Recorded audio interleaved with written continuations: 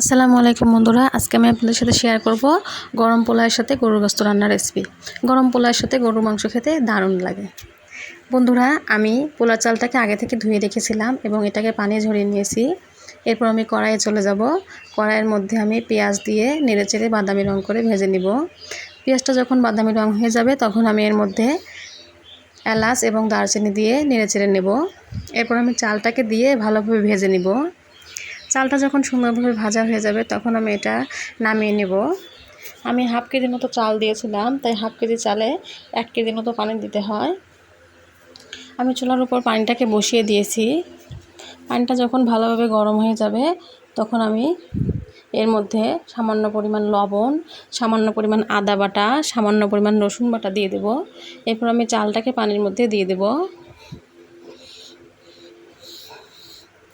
চালটাকে দেওয়া হয়ে গেলে আমি এটাকে ভালোভাবে নেড়েচেড়ে ঢাকনা দিয়ে 15 মিনিটের জন্য রেখে দিব। 15 মিনিট পরে আমি ঢাকনা তুলে আবারও পোলাওটাকে ভালোভাবে নেড়ে দিব। এরপর ঢাকনা দিয়ে ঢেকে দিব 5 মিনিটের জন্য। 5 মিনিট পর আমি ঢাকনা তুলে নিব। দেখুন বন্ধুরা, আমার পোলাওটা কত সুন্দর হয়েছে, ঝরঝরে হয়েছে। এরপর আমি গরুর মাংস রান্নার জন্য চলে যাব। গরুর মাংস রান্নার জন্য আমি স্বাদ অনুযায়ী লবণ দিয়েছি, হলুদ, মরিচের গুঁড়া, রসুন বাটা, আদা বাটা সব কিছু দিয়ে এগুলোকে মাখিয়ে নিব।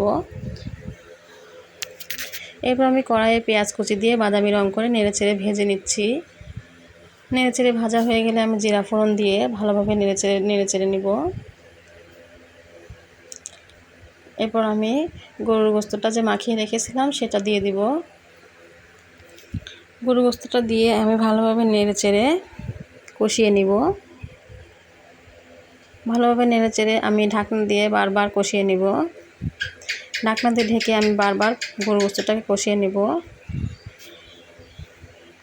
বন্ধুরা, আমি জিরা বাটা দিতে ভুলে গেছিলাম, সেটা আমি আবার অ্যাড করছি। জিরা বাটা দিয়ে ভালোভাবে কষানো হলে আমি মাংসটার মধ্যে ঝোল দিয়ে দেব।